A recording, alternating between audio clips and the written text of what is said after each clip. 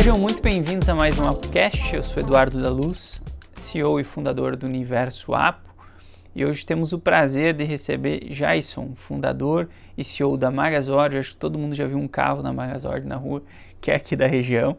É uma das empresas que vem liderando a transformação de e-commerces no Brasil. Acho que temos planos audaciosos aí, né, que a gente vai compartilhar para dominar para se tornar um dos tops aí da Top Brasil 1.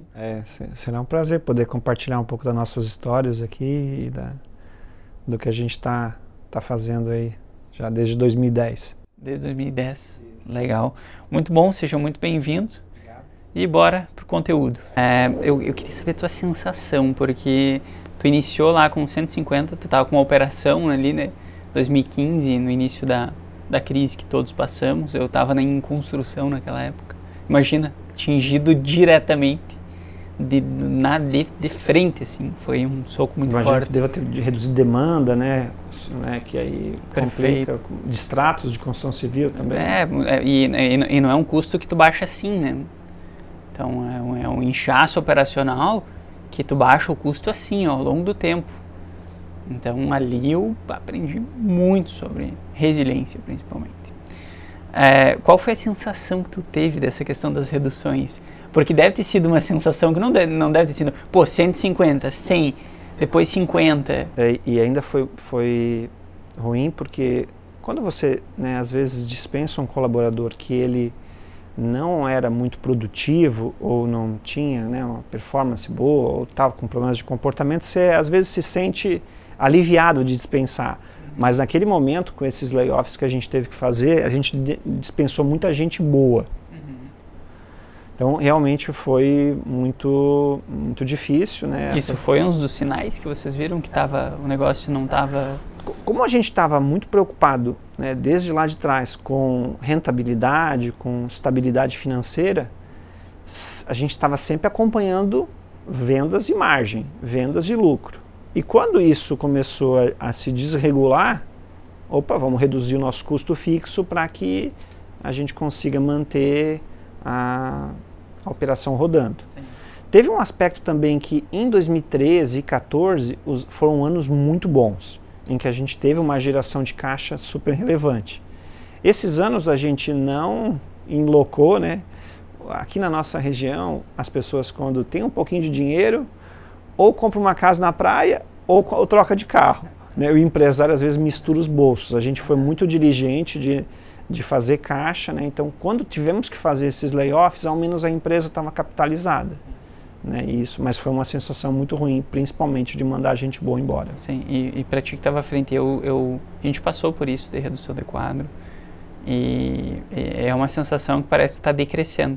Por mais que tu esteja protegendo caixa, tu vê que a margem se manteve protegida, a sensação que eu tive foi que a gente estava diminuindo. Né? Daí vem vários outros medos junto com a imaturidade minha de gestão da época. Né? Mas era uma questão interessante. Essa questão vocês pegaram uma época ali... por que o nome Magazord? O nome Magazord foi criado pelo time de tecnologia. Né? Todas as pessoas do time de tecnologia, naturalmente, eles têm alguma conexão com personagens de desenho animado, né? E a minha sócia, que também é minha esposa, né, o apelido dela é Maga. O nome dela é Ioná Magali e o apelido dela é Maga.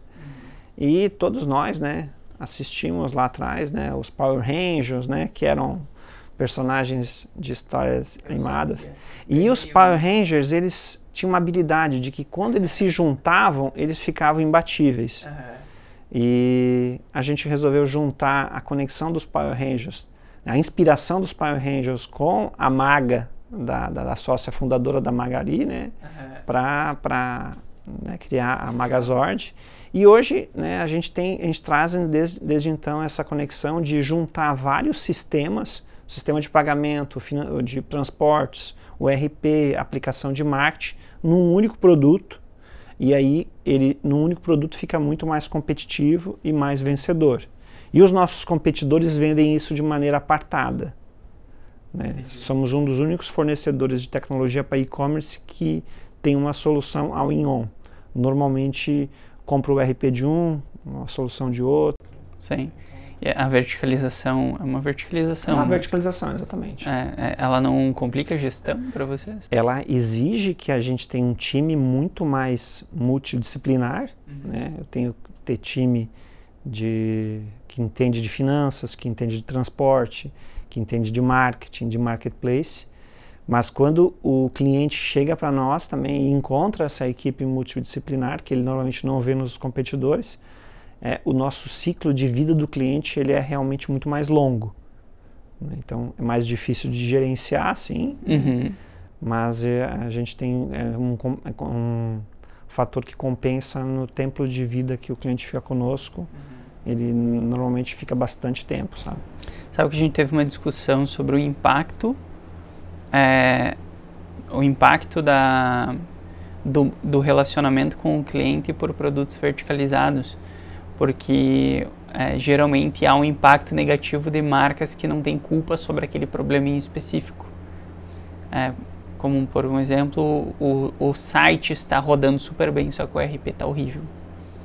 E acaba um impactando o outro. Vocês chegaram a passar por isso? Como nós tivemos uma operação de varejo e tínhamos, né, o braço no balcão, né, a barriga no balcão, sentindo esses problemas do varejista, nós éramos varejistas, a gente via que integração de RP era o principal problema. Então, quando a gente criou o Magazord, o RP é parte do produto, não é um pedaço. Então, é um problema a menos que a gente precisa se lidar. E pensando no consumidor, quando não integra, por exemplo, estoque, dá furo de estoque, dá problema, impacta nas reclamações do consumidor que não recebe o produto. Então, realmente, isso faz muita diferença ter tudo numa única aplicação, sabe? Mas o nome do RP não existe essa separação. O RP é Magazord. Ele é só um módulo dentro da aplicação. Um módulo que faz controle de estoque, financeiro, compras, gestão de notas fiscais, contábil. Tem algumas estratégias que a gente vê de empresas do digital, que eu acho que conectam um pouco de tecnologia, que é aquela questão que eles falam de entrar pela porta dos fundos, né? Que daí, querendo ou não, se conecta com uma função dentro da empresa, eles acabam consumindo, e quanto mais consomem, eles acabam se entrelaçando naquela operação daquela tecnologia. Depois dá mais um módulo, se entrelaça naquilo. E fica muito difícil, né? Isso aumenta o LTV do cliente dentro de casa. Sim, é que a gente consegue resolver vários problemas com um único fornecedor. Sim. E isso ajuda também o cliente na ponta, né, a se preocupar mais com o negócio dele, Sim. que é produzir mercadorias e vender via internet, enfim, e deixar essa camada de tecnologia conosco, e ele acaba, né, tendo um único contato para tratar de vários temas, sabe? Isso a gente percebe que tem muito valor, muito percebido. Hoje, olhando a questão da história, puxando um pouco mais atrás, o que tu vê de dificuldade, o que foi uma das principais dificuldades mais latentes do e-commerce que tu passou, tendo o e-commerce, porque eu não sabia que tu tinha tido a experiência já do outro lado, né? Acho que a principal dificuldade que a gente enfrenta, ela está relacionada ao custo de marketing, né? Uma indústria tradicional, né, a nossa audiência aqui, pelo que você sinalizou, são indústrias, né? A indústria normalmente tem o custo do representante ou o custo do vendedor, que é o custo de vendas, né? E quando vai para o digital, o principal custo que a loja tem para vender é o custo de marketing. O impulsionamento de campanhas no Facebook ou no Insta e a questão de Google Shopping. Então, o principal desafio que a gente enfrentou lá atrás era como é que eu conseguia equalizar, né, um custo de marketing bem baixo para vender um produto que tinha margem muito baixinha. Celulares, por exemplo, a margem dele média é 12%, 15%. Então, eu não podia gastar mais do que 2% em marketing. Então, na época, eu tinha um time muito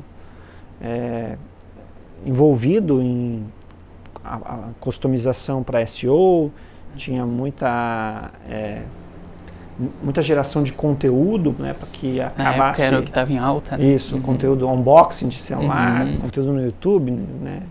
E naturalmente também ter um site que fosse muito rápido para que aquele custo de mídia fechasse a conta. Então, esse custo de mídia sempre foi o gargalo das operações e hoje ainda se reflete ainda nos nossos clientes, né? Isso se mantém na linha do tempo e a mídia, tanto Google quanto Meta, né, Facebook e Insta, vai aumentando a quantidade de lojas, mas os consumidores não aumentam nessa mesma proporção. Então, a competição pelo usuário ela vem aumentando e isso vem subindo o custo de mídia. Então, esse é um desafio que a gente via lá atrás e hoje ainda é muito latente. Ele só mudou o canal, né? Só mudou o canal, exatamente. Eu acho que em 2016 começou a ficar mais latente o Meta ali, né? Eu acho uma fase muito boa. 2017 praticamente davam, né? Tu pagava lá o custo do lead absurdamente barato. Mas é um boom na pandemia e a gente nasceu da pandemia como empresa de serviço, né? Prestando serviço de marketing ali. E a gente viu essa evolução, desde leads que custavam R$5, R$3, a hoje leads que custam 50, 60. E essa questão da margem é uma coisa que a gente viu em maturidade das empresas. Eu acho que, não sei qual que é a visão de vocês, mas sempre quando uma empresa entrava conosco, que fosse investir, por exemplo, na questão da tecnologia, a gente olhava e falava assim, tá, legal, peraí, tu tá encarando isso aqui como um negócio? Como um centro de custo à parte? Tu tá olhando a margem do produto? Tá olhando para a base, que eu acho que muitas lojas acabam não vendendo para a base e para nós um dos principais pontos de crescimento é a base. Não tinha pensado nisso. Então, são todas as coisas que tu tem que ver que são extremamente importantes para o negócio. Né? Então, acho que a gente viu uma realidade em que tudo era muito barato, né? E depois de um tempo da pandemia principalmente. Na pandemia teve uma fase, principalmente em 2020 e 2021, que até não era tão barato, eles estavam mais competindo por disponibilidade. Então, a loja que tinha o produto disponível, ela tinha um custo baixo de aquisição. Né? Houve uma fase ali de realmente muita euforia no digital, em 20 e 21. Em 22 e 23, 24, agora foram anos em que essa estrutura começou a se estabilizar e somente as lojas que são um pouco mais competitivas estão conseguindo se manter. E é justamente nessa camada que a Magazord ajuda muito as lojas, né, a aumentar a competitividade delas. Essa parte de marketing ela já é antiga, mas hoje o consumidor que compra, ele quer receber rápido e ele também não quer pagar um frete alto. Né? Se o frete passa, por exemplo, de R$20, R$25, a taxa de conversão de visitante para venda cai muito. Então a Magazord também tem uma área, né, de transportes em que a gente ajuda o nosso lojista a comprar transportes com custo mais baixo. Como que a gente faz isso? A gente tem uma espécie de clube de fretes, em que mensalmente, né, pensando em volume, a gente processa quase 1 milhão de envios por mês. Né? Então esse volume de envios a gente consegue, a gente chama as transportadoras para negociar e negocia esse volume em conjunto. Uma determinada transportadora é melhor para o Sudeste, outra é melhor para o Sul, outra, exemplo, Azul Cargo, é melhor para as áreas que tem aeroporto da Azul. Então, a gente também ajuda bastante nessa questão de competitividade. E além de marketing, que eu falei há pouco, tem transportes, tem uma área também financeira, que é de poder ajudar essas lojas também a ter uma condição de meios de pagamento mais competitiva também, porque normalmente no mercado é assim, pequenas empresas, grandes taxas, né, com meios de pagamento, e a gente faz essa mesma negociação de tentar comprar em escala também para os nossos clientes terem um custo melhor de pagamento. E se fazer um resumo, né, o sucesso das lojas online está nesses 3 pontos: transporte, pagamento e marketing. E são temas que consomem normalmente a margem da loja, e se ela não está com isso muito controlado, realmente fragiliza o sucesso do projeto, sabe? Legal. E como tu vê essa questão da logística, porque eu imagino que um concorrente indireto de vocês, que está ganhando, está ficando muito forte e se tornando um monstro aí para o Magazord enfrentar, é o Mercado Livre. Para a audiência que está ouvindo aí, eu gostaria que vocês lembrassem assim, ó, não sei se alguém de vocês já construiu uma casa no terreno da sogra, sabe? Sim.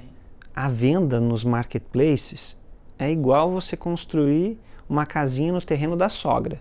É bom quando você está começando, né? Casou recente, é bom para quando está começando, mas a gente tem que ter noção de que isso tem data para acabar. Em algum momento você vai ter que ter a tua casa num terreno que é teu.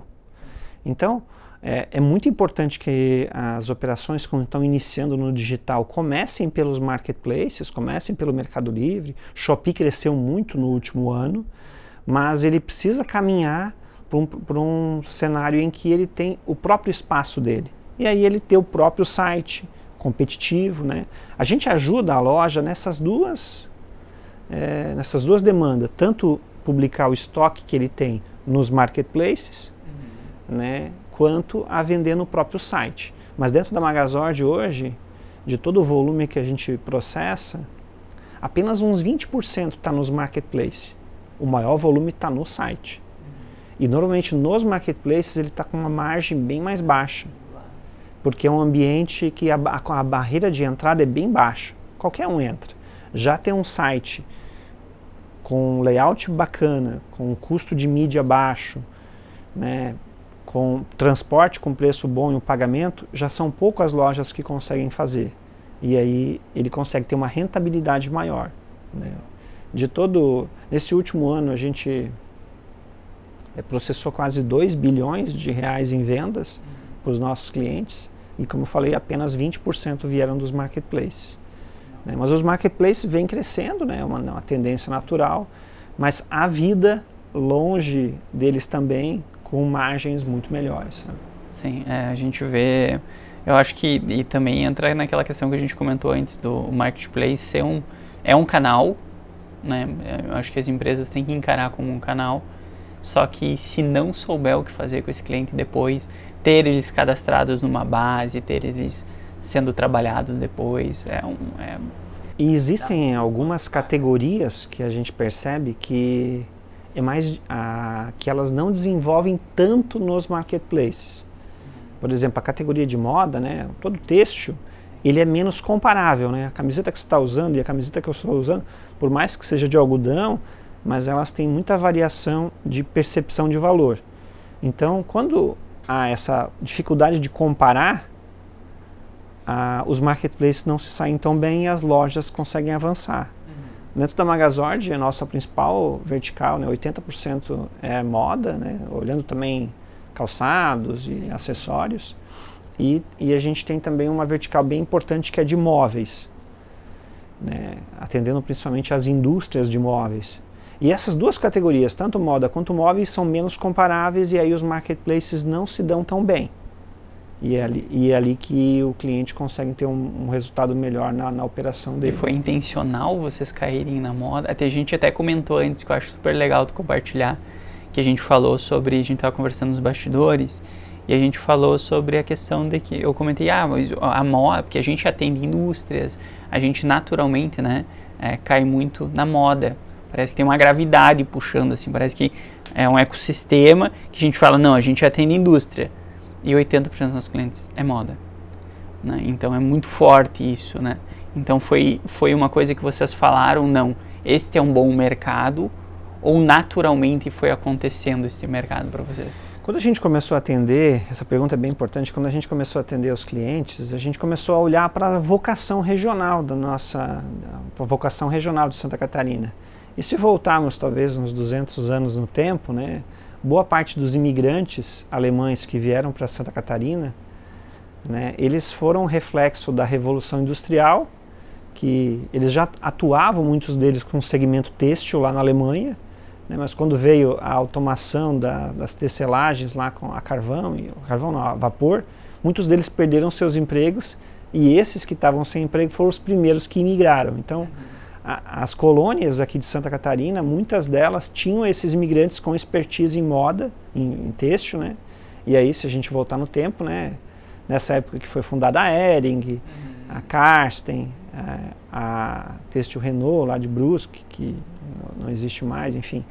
Mas muitas dessas empresas acabaram se instalando aqui, né, se desenvolvendo, e isso potencializou, criou esse imã do têxtil aqui em Santa Catarina. A gente começou atendendo esse mercado, que era o mercado que estava no nosso jardim, né, e como lá atrás a gente lidava com um produto que tinha margem muito baixinha, né, a gente resolveu, não, vamos olhar para mercados que tem um pouco mais de margem, que possa também valorizar um produto de mais de qualidade. Né? E aí, naturalmente, os nossos primeiros 90 clientes que a gente tinha atendido antes da pandemia, eles eram do Vale do Itajaí, em que o principal motor econômico é a indústria têxtil. A gente passou, inclusive, até comentamos antes ali, a gente passou São Paulo, né? Agora em 2024, como a maior potência aí do Brasil. Pelo Brasil, muitos outros polos, né? Recente a gente abriu a unidade em Goiânia. O estado do Goiás também é muito forte com o segmento de moda. Uma região que é muito boa, Amazonas, e ninguém olha, né, para aquela região e tem um consumo muito grande. A gente pega alguns estudos de potencial de mercado e a gente consegue ver. Desculpa. A gente tem uma região que a gente está mapeando para entrar também, que é no Nordeste, que também é um polo de produção de moda. Estamos com o time de inteligência de mercado olhando para, de repente, no segundo semestre a gente começar a estar lá também. Legal. E questão do crescimento de vocês, vocês cresceram rapidamente, né? Apesar de ser uma empresa que já tem alguns anos de história, né? Acho que ninguém vê isso, né? Ninguém vê o joelho ralado, as pessoas só passam na frente e vê a estrutura toda e falam, uau, né? O que foi os principais motores aí de vendas de vocês, de crescimento? Essa questão de vendas, né, a gente fala que ela tem que ser a locomotiva da empresa. Sim. Né? Ela que puxa, e à medida que você vai colocando, que a tua locomotiva vai ficando mais forte, você vai acoplando mais vagões lá atrás. Né? A minha experiência profissional regressa, né, eu fui por muito tempo, fui vendedor de rua, eu tinha experiência com vendas corporativas, né, B2B, para a área de telefonia celular. E quando a gente começou a montar a nossa estrutura comercial, a gente tentou replicar de alguma maneira o que eu já tinha de experiência anterior, que era de vendas de presencial. E como o nosso cliente são principalmente pequenas e médias indústrias, eles são pessoas que valorizam a presença física, a visita, né, para conseguir construir um laço de confiança. Então, eu fui o primeiro vendedor, depois eu contratei mais um. Quando a gente tinha 3 vendedores, a gente contratou um gerente. Vendedor de rua, De rua, exatamente, vendedor de rua. Né? E aí, com esses 3 gerentes, coincidiam mais ou menos com o ano de 21, a contratação do primeiro gerente. Não, o primeiro gerente veio em 2020. Como a pandemia ela aumentou muito a demanda, os clientes mesmo nos chamavam levantando a mão. E a partir de 2020, nós passamos, acho que isso não foi falado ainda, mas é bem importante, a gente entrou num programa de aceleração, o Startup SC, do Sebrae, um programa muito bom, com muita formação, e dentro dessas formações a gente começou a entender também de pré-vendedor, de estruturas de inside sales. Estruturas de side sales e tal. E a gente começou a montar essa estrutura. O Fernando, que é o nosso gerente de vendas aqui de Santa Catarina, trabalhava numa empresa de outbound e ele veio para montar o modelo. E depois que a gente montou um núcleo, foi meio que cada trimestre ir replicando e aumentando. Como fosse aquele joguinho War, sabe? Sim, no primeiro período a gente só atendia o Vale do Itajaí, depois começou a atender o estado inteiro. 2022 a gente expandiu para o Paraná, no outro semestre expandimos para o Rio Grande do Sul, em 2023 e 2024 expandimos para São Paulo e agora estamos começando a nossa operação em Minas e no Goiás. Mas a estrutura da máquina de vendas ela é principalmente outbound, hoje são 70 pré-vendedores que passam o dia inteiro conversando com o cliente e agendando reuniões, né, para um time comercial que depois com o carro da empresa vai pessoalmente lá visitar o cliente. Né?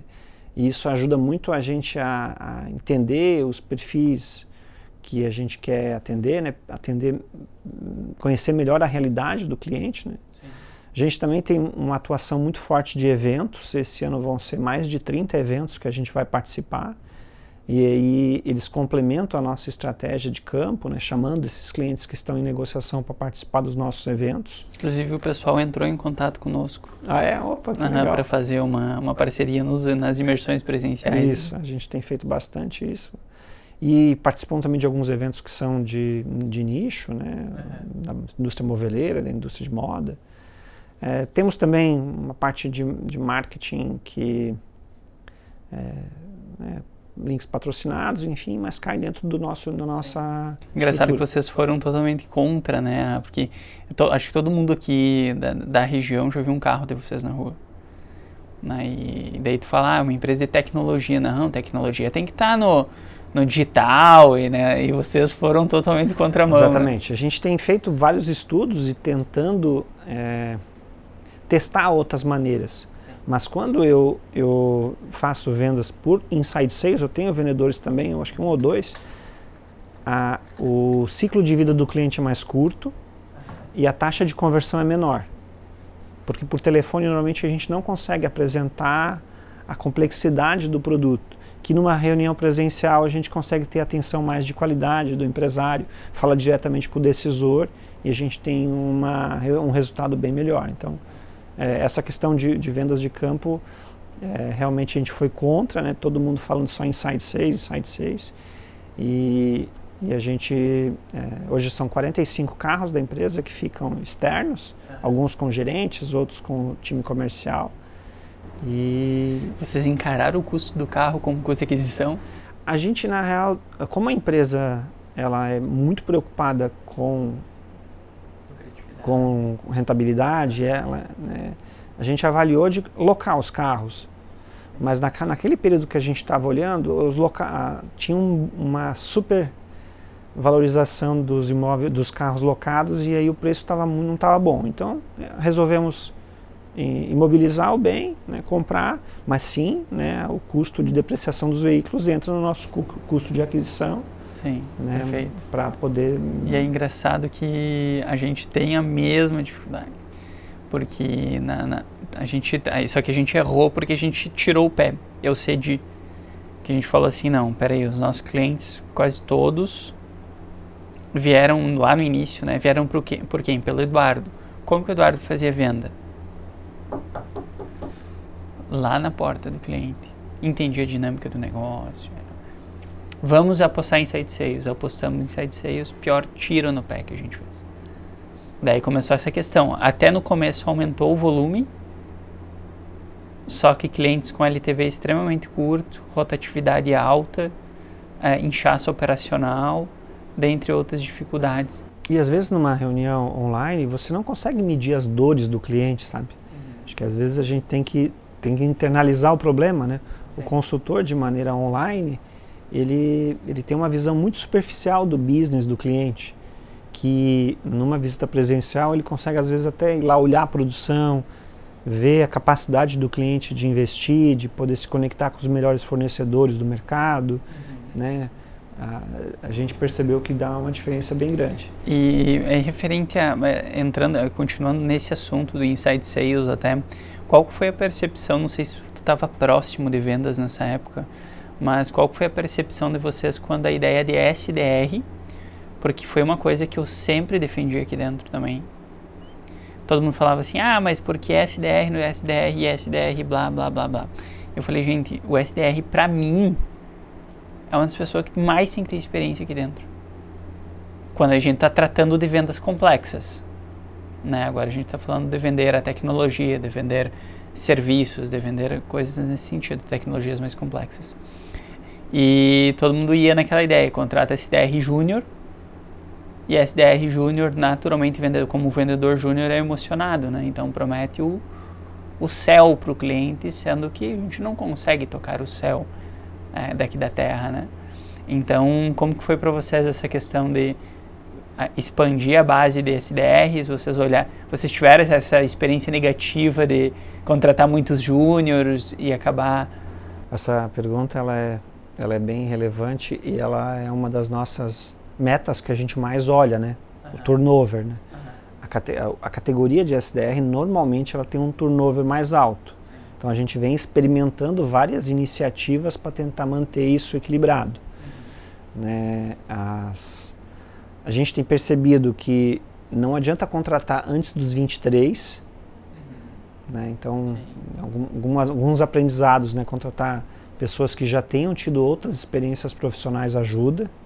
Existem exceções em que a gente traz um talento com 18 e que vai super bem, mas é um desvio padrão. Então, contratar pessoas que tenham já acima de 23 e que já tenham tido experiências profissionais em outras empresas.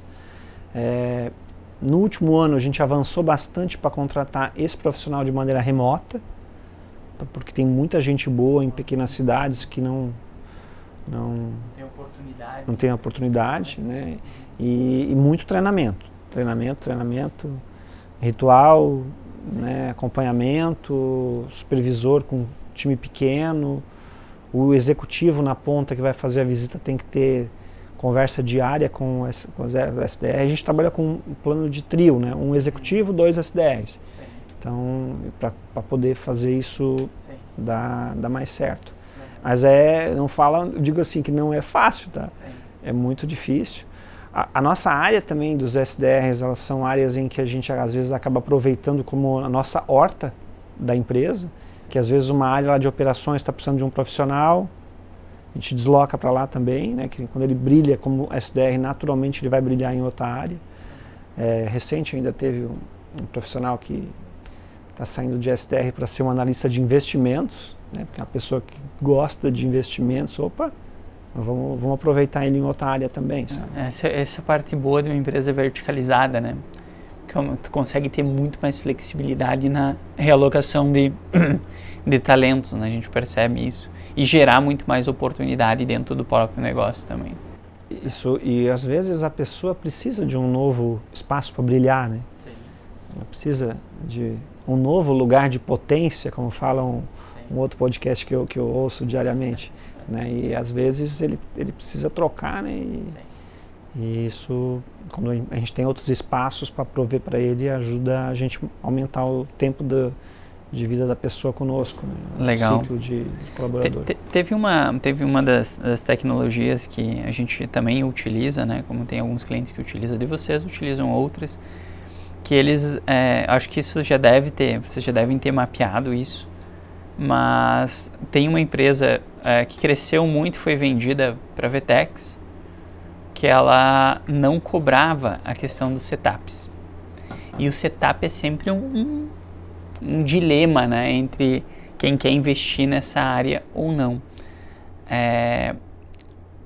Agora, olhando a Magazord, é uma estrutura muito grande, né, de aplicações dentro da construção de toda essa casa, né? Então, toda casa boa vai ter um custo para ser construída. Como vocês olham para isso, assim, a gente sabe que não cobrando, a gente tem experiências de mercado que não cobrando o setup, a empresa tem um crescimento muito mais rápido, mas acaba poluindo muito esse crescimento também, gerando diversos outros problemas. Vocês já chegaram a olhar para isso, discutir sobre isso ou não? Essa pergunta, eu gosto de fazer uma metáfora relacionada à camiseta, né? A gente tem que saber que tamanho de camiseta que a gente quer vestir, né? Sim. A Magazord está muito claro para a gente que a gente gosta de vestir o P e o M. Sim. Né? Nós somos muito bons para atender as empresas, né? As indústrias principalmente, mas as pequenas e médias. Essas pequenas e médias, elas normalmente já têm outros desafios para lidar no dia a dia. Né, comprar mercadoria, produzir, vender, e ela não tem tanto tempo para aprender a fazer. Então, ela valoriza muito a entrega de serviço num nível mais profundo, né, e aí a gente cobra a implantação para poder entregar esse nível de serviço e deixar a casa prontinha para vender. Já quando é uma microempresa, né, o PP, a camiseta PP, normalmente o empresário tem mais tempo, ele está ainda tá criando o negócio dele, e aí essas soluções de entrada mais self-service se encaixam melhor para o perfil dele, né? Então a gente optou por focar mais nas pequenas e médias, né, e deixar as pequenas para essas soluções de entrada, onde que ele vai poder fazer de maneira mais autônoma. Sim, e também é um processo de evolução, vai chegar um momento que vai saturar naquela tecnologia.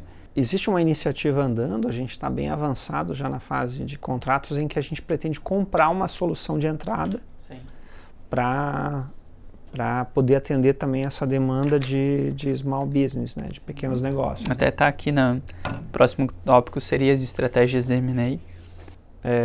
No ano passado a gente fez o nosso terceiro M&A já, né, a gente fez... O nosso terceiro foi a compra da BW, que é uma empresa lá de Guaporé, na Serra Gaúcha. Estive lá semana passada ainda.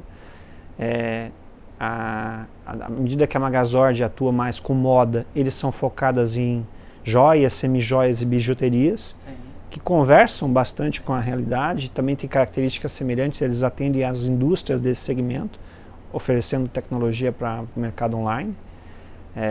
Essa é uma operação que a gente está muito animado, né, porque complementa bastante a nossa oferta. Em 2021 a gente tinha comprado uma empresa de antifraude, que é a Sentinela, e hoje acabou se tornando uma Magazord antifraude. Também a gente comprou uma empresa de fidelização em 21, o Fideg, que se tornou a nossa área de fidelização para aumentar a conversão do nosso consumidor. Então a gente já fez 3 M&As. E está avançando aí para outras 2 transações nesse ano. Uma delas para entrar numa outra vertical, que ainda está com um contrato de confidencialidade, e uma outra para justamente entrar nesse mercado pequeno do micro, né, que também tem demanda para entrar no digital, mas que não se encaixa tanto com o produto Magazord, que exige uma entrega de valor mais consistente, principalmente do ponto de vista de custo, né. E aí, quando esse cliente pequeno está preparado para usar uma camisa M, daí a gente migra ele para o Magazord. Tem esse outro... Tá, chegou o teu momento de chegar nessa fase do jogo aqui. Caminhar para uma outra... Legal. Essa questão do M&A vocês utilizam muito para, tu comentou ali, complementar mix de produto? Ou para adquirir novas bases de clientes, entrar em regiões específicas? As 2 primeiras foi para ter produto, né? Porque era um gap que a gente não tinha. Nessa nova agora é para entrar em uma nova vertical. Quando a gente olha para futuro, né? As plataformas de vendas online, né? As plataformas de e-commerce, elas têm uma meta da estrela do norte, né? Aquela que guia a gente todos os dias, né? E se olhar as que são já capital aberto, elas sempre divulgam o GMV, que é o volume que elas estão vendendo nos seus clientes, né? Então, a nossa estratégia de M&A conversa principalmente em como é que eu posso aumentar o meu GMV, seja entrando em novas regiões ou entrando em novas verticais. Essas 2 são as principais iniciativas futuras. Quando eu trago uma outra solução, que é complementar ao e-commerce, ela vai também conversar com a ideia principal de aumentar o GMV, sabe? Sim. A Magazord, ela tem uma área de investimentos também, que participa de outras empresas. Ao todo a gente tem pequenas participações em 17 empresas, essas principalmente na área de marketing, são agências de marketing que atendem principalmente os clientes da Magazord, né? E são negócios pequenos ainda, né, mas que são bastante complementares à nossa oferta e conversam com a nossa meta da Estrela do Norte, né, de aumentar o GMV. Né. Legal, muito bom. A gente olha um pouco para essa ideia de fusões, mas ainda muito pisando em ovos, é um mercado que a gente não entende muito bem ainda. Essa área de investimentos, né, ela é um mundo à parte, mas às vezes a melhor maneira de começar é fazer em baixa escala, sabe? Fazer com risco baixo, operações pequenas, e à medida que você vai se sentindo mais confortável, vai aumentando a frequência e também a gente chegou numa discussão de crescimento mesmo, que a gente cresceu também tudo com recurso próprio, só que chegou num limitante pelo produto, né? A gente chegou num limitante ali de investimento. E aí onde a gente falou, tá, legal, agora, daquela conversa que eu tive contigo no início, que alguém orientou, a gente falou, tá, peraí, é que tu tá olhando o cenário do investimento da compra de forma errada. Tu tem que olhar outros aspectos também dessa compra. Daí a gente falou, tá, legal, então existe a possibilidade, então a gente agora está começando a buscar investimento principalmente para educação, algumas outras tecnologias pequenas que a gente lança, que são testes que tem que rodar rápido, então o investimento ele conta, e até então como que a gente sempre fez, a gente pegou o recurso da empresa principal, que daí também agora que a gente está formando o comitê, que um externo, né, desse comitê, ele falou, não, peraí, isso aqui não pode acontecer, porque na minha cabeça desde o início foi, não, eu não posso depender desse único serviço, mas eu não posso sair desse meu núcleo, que é o meu ICP principal. As soluções têm que voltar isso aqui ao meu core business principal. Entende? Ele falou, sim, o raciocínio, o lógico é esse, mas tu não pode tirar dinheiro da tua empresa principal, são negócios que têm que ser investidos à parte. Ou se tirar, né, tem que ser uma parcela que não vai comprometer o todo, né? No início era loucura. No início era caixa. Sobrou quanto? 150 mil. Toma, vamos investir. Então, mas isso, imaturidade total, né? Então a gente começou a ter um olhar mais maduro para os negócios não faz muito tempo não. Entende? Que a gente fala assim, não, peraí. E foi muito por influência da indústria. Quando a gente sentou assim e falou assim, ó, não, esse aqui é o nosso CP, é aqui que a gente vai atuar, é esse aqui que eu comecei a me envolver mais com Vigors, mentor da educação, o Amargani, enfim, eles começaram a me orientar, mas eu falei, opa. Essa questão de escolher o ICP, de escolher o teu cliente que melhor veste a tua camisa, sim, ela é transformadora, sabe? Porque às vezes a gente quer atender todo mundo, sim, e você acaba não fazendo bem feito. Sim. Mas quando você diminui o teu escopo de atuação para atender menos clientes, mas com aquele perfil, reduz o churn, né, cancelamento de cliente, sim, melhora a entrega de valor, e aí você consegue avançar mais em outros clientes que se parecem com aquela mesma persona, né? Você acaba virando referência naquele segmento. Na pandemia, por exemplo, a gente captou clientes de sex shop, cliente de EPI, cliente de pneu, e aí a gente começou a fazer um estudo de quais dessas categorias a gente entregava mais valor e quanto que era o que mais cancelava antes ou que o projeto não dava certo. E aí a gente foi fechando e fechou para toda a indústria de moda e a parte de móveis. Uhum. Mas principalmente nas indústrias que estão passando por um momento em que está custando mais caro ter o custo do representante, né? As vendas estão custando mais caro na ponta e eles estão precisando muito criar novos canais, uhum, para se comunicar diretamente com o consumidor. Sim, e às vezes os canais que são todos indiretos, eles acabam trazendo informações quebradas, né? Uhum. Quando ele atende direto o consumidor, ele já ouve o consumidor de maneira mais fácil, sabe? Perfeito. E isso acaba mudando o jogo. Sim, e facilita para nós, foi um divisor de águas no sentido de análise potencial de mercado, conseguir entender mercados novos que a gente podia entrar, mercado que eu digo as regiões novas, novos investimentos em tecnologia que a gente fez. A gente fez a plataforma de inteligência artificial para planejamento estratégico. Por quê? Porque a gente via que um dos gargalos das operações era o quê? Planejava, nós como executivos montamos a parte estratégica da empresa, o tático tem que garantir que essa visão passe para baixo, sim, e seja operacionado, né? Essa seria uma ordem um pouco mais lógica, né? Mas não acontece assim. A gente monta o planejamento está aqui e começa a ir para lá. A gente faz o ritual, porque o ritual garante a boa execução, a gente faz o ritual, volta, e depois faz isso aqui de novo. E a gente falou, não é possível, né, que isso acontece. E a gente fazia isso com os nossos clientes, porque a gente tinha o ritual ali com os clientes, fechadinho, e mesmo assim sempre saía. E a gente falou, vamos pegar esse negócio antes que aconteça. Tipo, a inteligência artificial de atendimento ao cliente ali. Eu achei muito legal essa questão de metas à vista e poder... E toca um sino também quando tem um vermelhinho lá? Toca? Eu acho que esse é... Sim. Não, um vermelhinho lá não, mas é uma boa ideia. Mas é uma boa ideia. Eu fui outro dia no supermercado que tocava um sino quando vinha pedido de um delivery que eles queriam melhorar o rating deles, sabe? Ah, legal. Então, quando vinha pedido lá do iFood, eles atendiam primeiro porque ele queria aumentar o tempo de... E tocava o sino ali. Muito bom, a ideia é boa. Mas, então, a gente começou a conseguir centralizar e tornar mais inteligentes esses nossos investimentos.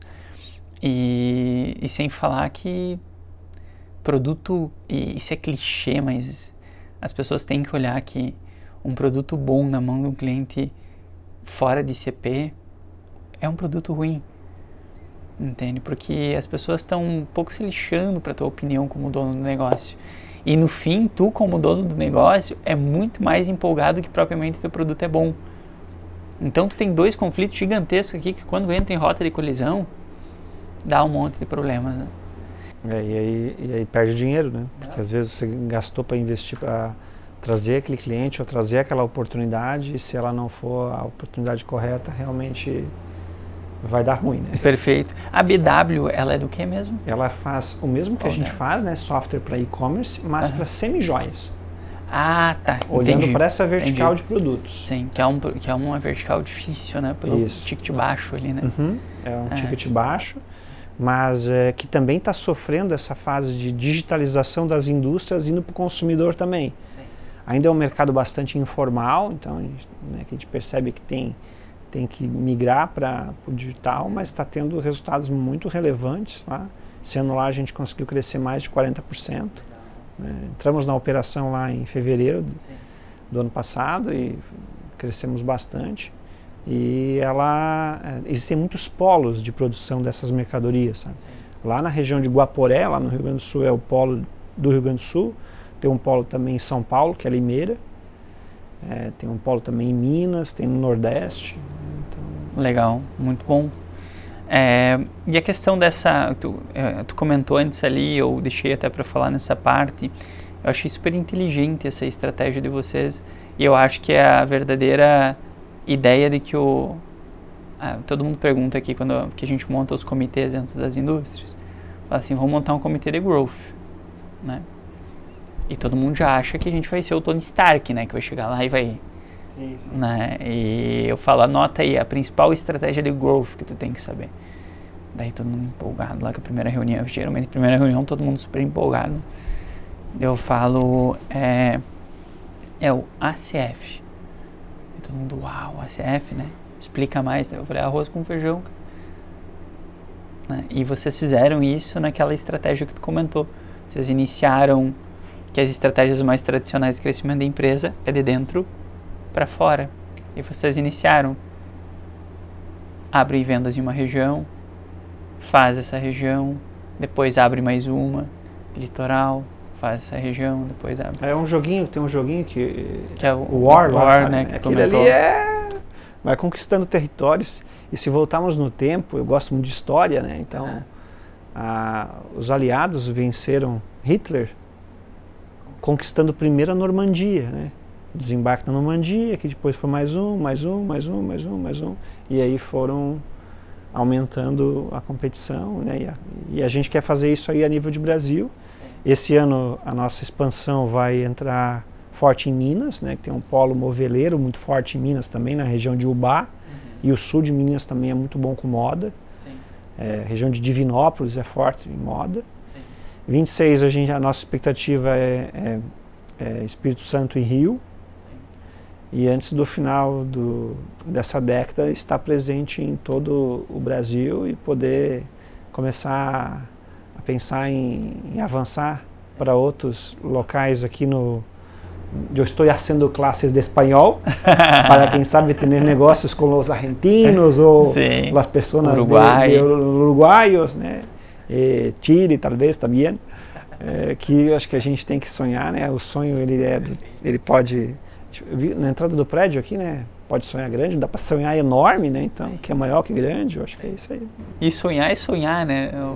O sonho é o sonho, né? Então, dá o mesmo trabalho sonhar pequeno e sonhar grande, né? A gente quer ser líder nessa categoria de software para e-commerce para pequenas e médias empresas, antes do final dessa década, né, até 2030 é a nossa meta. Hoje a gente está em terceiro lugar, mas a gente acompanha o crescimento dos nossos competidores e eles estão crescendo de maneira mais moderada e estão sofrendo porque gastaram muito lá atrás, então a gente está numa... Eu acho que esse moderado é porque pode-se ter alguma coisa que eles estão vendo que vocês não? Como são empresas de capital aberto, né, elas têm muita coisa que elas têm que mostrar, tem uma estrutura que é muito mais pesada, né, e essa questão de estrutura de custos é algo que a gente é muito competitivo por estar lá numa pequena cidade, no interior de Santa Catarina, lá em Rio do Sul, né, e isso ajuda a gente a ser mais competitivo. Né, no último ano a gente cresceu 40%, os nossos competidores estão crescendo a uma média de 20%, então se eu continuar fazendo cada ano fazendo uma volta mais rápida, eu passo eles até antes de 2030. Legal. Se as nossas iniciativas de M&A avançarem mais rápido, talvez isso aconteça antes. Né? Legal, eu acho super engraçado, porque o digital ele deixou os empresários super ansiosos, né? Porque além de tu sim ter novas possibilidades de crescimento mais acelerado, que é uma das coisas que o digital permite, mas tu via muitas outras empresas e aí tu começou a ver a grama do vizinho. Só que as pessoas analisavam a grama do vizinho, não olhando dados, olhando o Instagram dele, olhando não sei o quê, e aí começaram a gerar aquelas crises de ansiedade. Porque eu tenho que invadir o Brasil, porque se eu não ganhar o Brasil, daí entra as questões de muita empresa abriu rodadas de investimento, muito por causa de, precisamos aproveitar o momento. E uma vez um empresário falou isso pra mim, até foi num podcast, eu falei, calma, o mercado ele não vai fugir. E às vezes conquistar alguns mercados custa muito caro. E, por exemplo, a gente... só no 13º ano da empresa que a gente resolveu entrar em São Paulo. Sim. Né, porque São Paulo ele é um mercado mais maduro, mais concorrido, mas a gente ainda, mesmo em São Paulo, a gente resolveu entrar pelo interior. Legal. Começando a olhar pelas regiões adjacentes à capital e mais recentemente só que a gente está em São Paulo capital.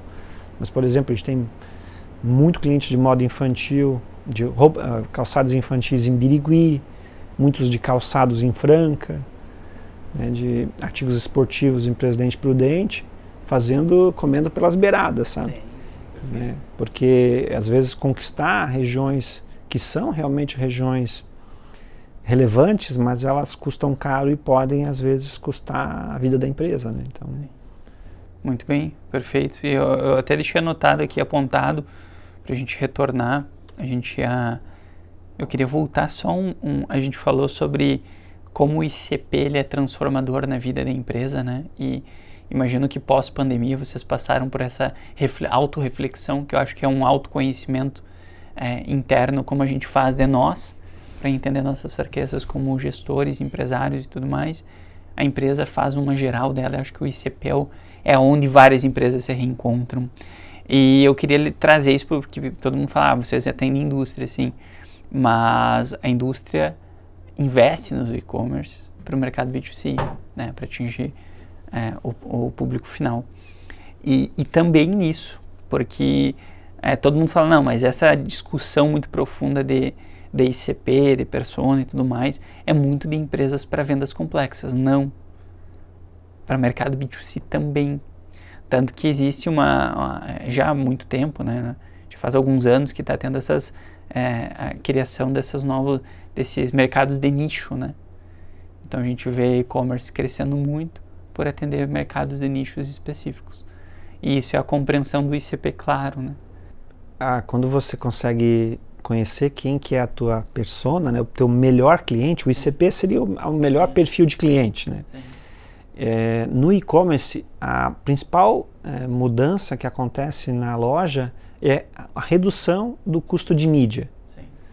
Porque lá nos algoritmos, tanto do Google quanto da Meta, você vai lá e meio que programa lá para aparecer os anúncios para aquele perfil de cliente. Ah, vamos imaginar que seja moda feminina. Eu acho que moda feminina evangélica, isso, vamos colocar. Olha, e agora tem um perfil de cliente, um subperfil. Sim. Moda feminina evangélica fitness. Sim. Eu tenho um cliente focado justamente nesse público, né, que as mulheres que são evangélicas, naturalmente elas usam saia, né? Uhum. E aí a saia não fica tão confortável para você fazer academia. Uhum. Então ele bolou um short saia específico para as clientes que são do nicho de moda evangélica que querem parecer bonitas, né? Sim. Quando ele comunica com aquele pedaço de perfil de cliente, ele descola da concorrência, então ele consegue vender mais caro, o custo de marketing dele é menor e aí o engajamento nas redes sociais também é muito maior, sabe? Sim. Ou, por exemplo, eu quero fazer moda fitness para um público de alta renda. Ou para alta renda, eu tenho que ter modelos muito mais bonitas. Não pode ser aquela mulher que é tudo... Não, sim, tem que ser tudo gourmet, tudo extremamente pomposinho, né? Vamos colocar dessa forma, né? Tem que saber escolher um público, porque aí baixa muito o custo. É lógico que às vezes, quando você pega um nicho que é muito pequeno, isso acaba fragilizando um pouco a questão de escala, né? Sim. Mas às vezes a escala é vaidade, né? Sim. O lucro é o que manda. É a sanidade, né? Então, muitos empresários, eu gosto daqueles que escolhem a sanidade e a vaidade. Sim, né? sim. Então, quando a gente redefiniu o ICP, e isso é uma coisa que eu converso bastante sobre isso, foi 40% a menos de faturamento, até um pouco mais. Só que foi uma escolha, e uma escolha super difícil, né? E super difícil recuperar isso depois. Porque quando tu define um novo ICP, não vou ficar nesse aqui, ele é um mercado que às vezes tu não entende muito bem como chegar em alto volume nele, como vender mais para ele. Por exemplo, tu está acostumado à frequência de fazer reuniões online, que é o que a gente estava. A gente tem 2 reuniões, por exemplo, de fechamento na sexta, que o time vai lá, presencial. Então muda toda a roupagem de como a empresa se movimenta, mas por um bem maior, né? E muda a estrutura de custos também, né? Sim. Com deslocamento, estrada, né? Hotel, refeição em viagem, sim, né? Tem que ter um controle bem... Perfeito. E olhando assim, ó, o que tu vê num e-commerce de sucesso? Eu sou uma indústria, eu quero investir no e-commerce, o que tu vê que são pontos... principais para a gente tomar de cuidado, o que a gente deve olhar para o e-commerce, ser um centro de custo à parte, ter todo esse carinho? Acho que o primeiro ponto de atenção é a empresa ter predisposição à mudança. Sim. O empresário precisa estar disposto a mudar, né? E se ele está com a visão muito ainda fechada, né, ele acaba não mudando, né? Então, às vezes, os nossos melhores projetos são quando o business principal dele não está tão bem. Sim.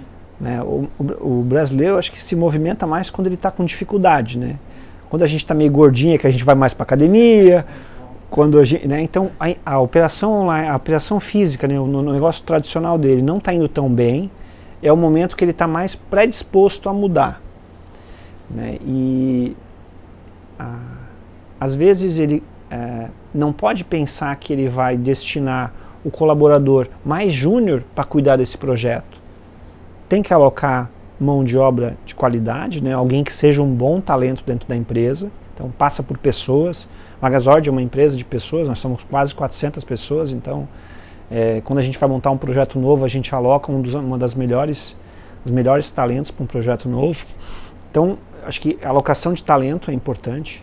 O envolvimento do empresário, né, ele precisa ter o aplicativo da loja baixado no celular, o aplicativo de gestão para acordar de manhã e ver quantos pedidos foram vendidos no dia anterior. Né, ele precisa investir, principalmente tempo dele também, para participar de eventos, para estar envolvido com os fornecedores da cadeia. Depois que ele aloca gente, está investindo, é importante ele também sonhar. Né, sonhar que o negócio dele possa se transformar. e tomar decisões que vão pautar isso no futuro, né? Contratando uma boa agência de marketing para impulsionar as campanhas, se preocupando em revisar os indicadores, os resultados, né, quase que semanalmente para ver se isso é o que ele está olhando. E tem que tratar o negócio online como uma nova empresa. De preferência, um novo centro de custo, uma nova estrutura de capital, né, e realmente tratar aquilo como um filho, né? Sim. O filho no início precisa de muito mais atenção até que ele... Né, eu tenho filhos adolescentes, agora a Maria está com 14, sim. Quando eu vinha para cá ela mandou mensagem, ó, pai, acordei, agora eu vou fazer o café para a família. Né? Mas teve muita fase que eu dava o café para ela de colherinha, né? Então, acho que tratar o novo negócio do digital como uma criança, eu acho que traduz o que eu falei há pouco. Muito bom, muito bom. Isso é uma boa analogia, vou utilizar. Aqui eu trouxe algumas questões. O que tu vê para a questão do e-commerce no futuro? Assim, você tem alguma visão de futuro? Para onde vocês miram? O que a inteligência artificial pode... O que tu está vendo nesse cenário de inteligência artificial vezes e-commerce? Algumas tendências, né, elas vêm, mas elas não se mostram tão perigosas, sabe? Sim. E outras vêm, não mostram tendências e são transformadoras. Eu gosto de comer feijão. Minha esposa faz um feijão lá que ela bota no dia anterior já o feijão de molho. Aí quando sobra a carne de churrasco a gente guarda. Enfim, existe todo um preparo para a gente fazer um feijão. Sim. Mas aquele feijão fica muito bom, ainda mais para comer no dia seguinte. Uhum. Não tem nada de segredo, mas ele é feito com muito amor e muita dedicação e fica muito gostoso. Tá agendado aqui para quarta-feira ter feijão lá em casa. Então, acho que no e-commerce, acho que a maior tendência é a gente olhar para... Se a gente está fazendo um feijão bem gostoso, sabe? Os consumidores, eles avançam, entram novas gerações, né? Mas a pessoa continua preocupada com atendimento. Então, destinar energia, pessoas para atender o cliente, isso vai ser daqui 20 anos, 30 anos, 50 anos, vai continuar sendo isso. Muitas das aplicações hoje que existem de IA para atendimento ainda estão muito distantes de nível de serviço que possa realmente entregar qualidade. Então, as nossas contas que têm sucesso destinam muita energia para atendimento, para o cliente. E esse atendimento está muito relacionado a tratar tudo que dá de bom e tudo que dá de ruim. Né, tratar um elogio do cliente, mas também tratar as reclamações. Eu acho que atendimento vai ser uma das tendências que vão avançar. Eu não vi ainda nenhuma aplicação de IA fazendo atendimento de qualidade, nem em banco, nem em nenhum fornecedor que me atende aqui. Então eu olharia para a IA do atendimento ainda, mas com um pouco mais de ceticismo. Tendência vai aumentar o custo de mídia, então as lojas têm que estar muito preocupadas em ter esse cliente mais engajado para poder movimentar ele mais dentro da base que ele já tem, né? Então poder fazer ações para movimentar a base. Nos últimos 2 anos a gente lançou os apps das lojas, que a loja mesmo pode ir lá e fazer uma notificação quando lança um produto novo, quando tem alguma promoção. Isso tem ajudado muito a reduzir custo. E a gente acredita muito que se eu atendo bem e estou com um custo equilibrado, naturalmente eu vou conseguir entregar um produto de qualidade. Uhum. Né? Então, a qualidade no produto ela vai ser rei também, né? Dentro dessa... Então, a gente gosta muito de visitar uma loja de roupa moda praia, lá de Ilhota, por exemplo. Uhum. Mas a gente vem percebendo nos últimos 3 anos, cada ano que eu visito a loja para comprar alguma coisa, parece que a mercadoria está regredindo de qualidade. E aí a gente acaba não comprando mais, né? Então eu tenho que atender bem, tenho que ter um custo competitivo, mas eu não posso abrir mão de qualidade. Sim. né? Porque se a qualidade baixa, né, você não vai voltar a comprar de um restaurante que tu percebe que a qualidade dele está diminuindo, né? Então acho que essas tendências, elas às vezes são negligenciadas, né? Olhando para muitos modismos, mas esquecendo de algumas coisas que são bastante básicas, né? Sim, e entrando de que isso é básico, né? Isso é historicamente básico.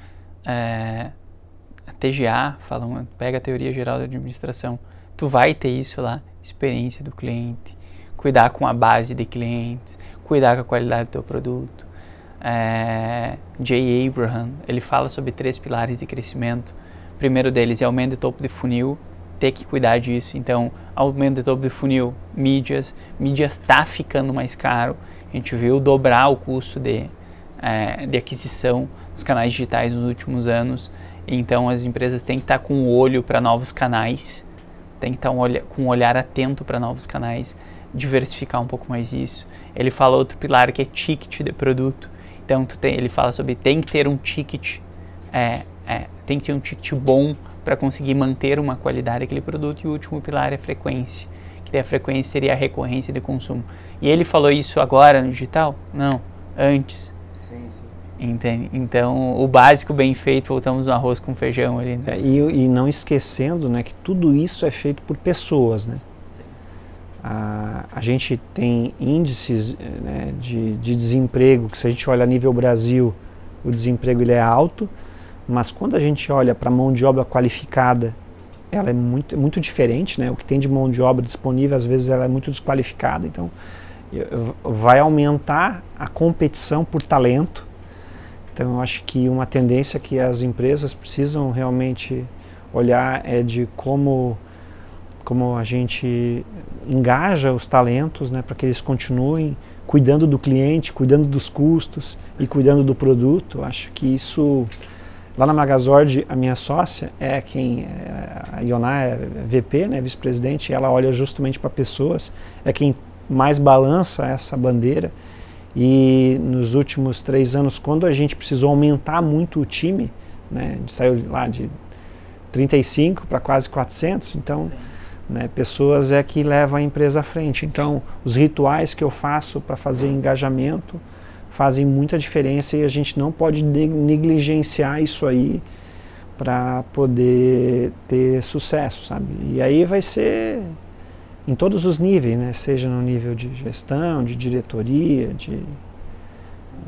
descendo para todas as esferas. Todas as esferas. Me chamou a atenção quando eu cheguei aqui no estacionamento, perguntei onde que era a empresa, a pessoa lá da recepção lá me recebeu com um sorriso, pessoa feliz, sabe? Normalmente quem atende numa portaria geralmente é uma galera mais mal-humorada. Eu acho que isso engaja, contagia para que eu acho que a gente longe. tem uma região, e eu falo saindo até aqui de Joinville, indo para Chapecó, a gente brinca, minha esposa, a primeira vez que foi lá comigo, a gente chegou lá e a gente parou no material de construção, porque a Chapecó ela cresceu muito, é absurdo o que aquela cidade virou. E aí a gente parou no material de construção e perguntou onde ficava tal coisa. E a mulher com o chimarrão dela, tomando chimarrão, e eu tomo bastante chimarrão também. Ela falou, vem aqui que eu vou te mostrar. E levou a gente lá fora e começou a apontar e não sei o que, e conversava com a gente. E a minha esposa me olhou depois e falou, meu Deus, a gente foi lá dentro só pedir um endereço. Ela quase levou a gente lá. Que legal. E depois, é bom ter pessoas assim perto da gente. Não, maravilhoso. Depois o que a gente fez? Precisamos comprar um negócio porque estavam reformando lá a casa da minha tia e não sei o que ela estavam fazendo. Indicamos aquele material de construção. Por causa daquela atendente que nem sei se está mais lá hoje. Mas porque cumpriu uma coisa que já vem se falando que é sucesso para as empresas, é um bom atendimento. Né? Então acho que são bons tópicos aí para a gente levantar. E queria te agradecer a presença. Obrigado o convite. Né? Imagina. As portas sempre estarão abertas. Indicação do Ivo. O Ivo está olhando para o e-commerce também, né? Mas principalmente olhando para o B2B. Está fazendo um belo trabalho. Eu ouvi o podcast dele também. Não tinha noção de como é profundo o produto que ele criou. Né? E a gente está olhando para o B2C, né? Então já se encontramos em alguns eventos, já visitei a empresa dele e tal. É bem legal, são parceiros nossos aqui. Vai ter uma imersão agora, dia 21, que é sobre inteligência artificial para gestão. E ele vai ser um dos mentores aqui também para esses times aí, né? Então, muito obrigado pela presença. Prazer conhecer mais a história da Magazord e de vocês. Obrigado pelo convite. Espero que possa de alguma maneira ter entregado algum conteúdo aí que possa ajudar as pessoas na jornada corporativa aí, ou até na jornada pessoal, né? Que quando a gente lida com pessoas, seja família, amigos, né, a gente precisa estar inspirado, né? Que de alguma maneira possa tentar contribuir de alguma maneira para isso também. Perfeito. E assim nós encerramos mais um ApoCast. Valeu!